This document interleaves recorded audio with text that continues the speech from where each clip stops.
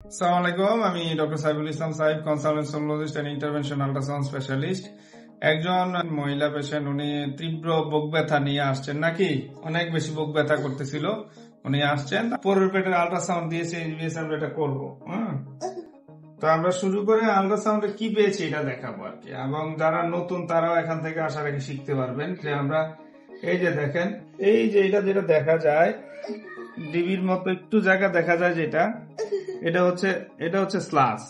এটা ওনার ব্যথা হওয়ার কারণ নাই, এবং গলব্লাডার নেক এটা, তার মানে পিত্তথলি ক্লিয়ার। তো এটা কোনো সমস্যা আমরা আপাতত ধরতেছি যে নাই।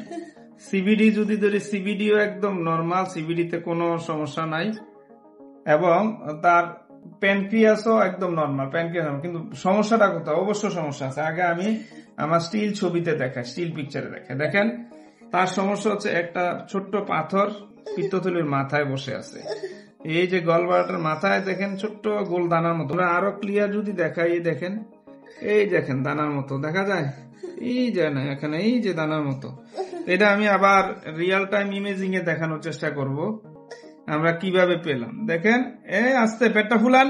এই যে নেকের কাছে গেলে দেখেন যে এই এক্সপেরিয়েন্স যারা, তারা হয়তো বা জিনিসটা অবজার্ভ করতে পারবেন। গোল আলাদা একটা স্ট্রাকচার দেখা যাচ্ছে, এই যে আলাদা একটা স্ট্রাকচার, এটাই হচ্ছে পাথরটা। এবং এটা হচ্ছে গলব্লাডারের একদম নেকের উপরে ওই যে স্ট্রাকচার দেখা যায় গোল। আমরা যদি আবার ক্রস সেকশন করে ওই যে নেকের এখানে যাই, তখন দেখেন একদম স্পষ্ট হয়ে পাথরটা আরো ক্লিয়ার ভাবে আসবে।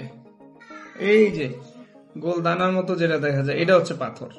এটা একদম পিত্তথলির সাথে একবারে মিশে গেছে, এবং এটা শেডও কম, যে কারণে অভিজ্ঞতা না থাকলে আপনি ধরতে পারবেন না। এই যে এটা হচ্ছে পাথরটা। রোগীটার জন্য দোয়া করবেন।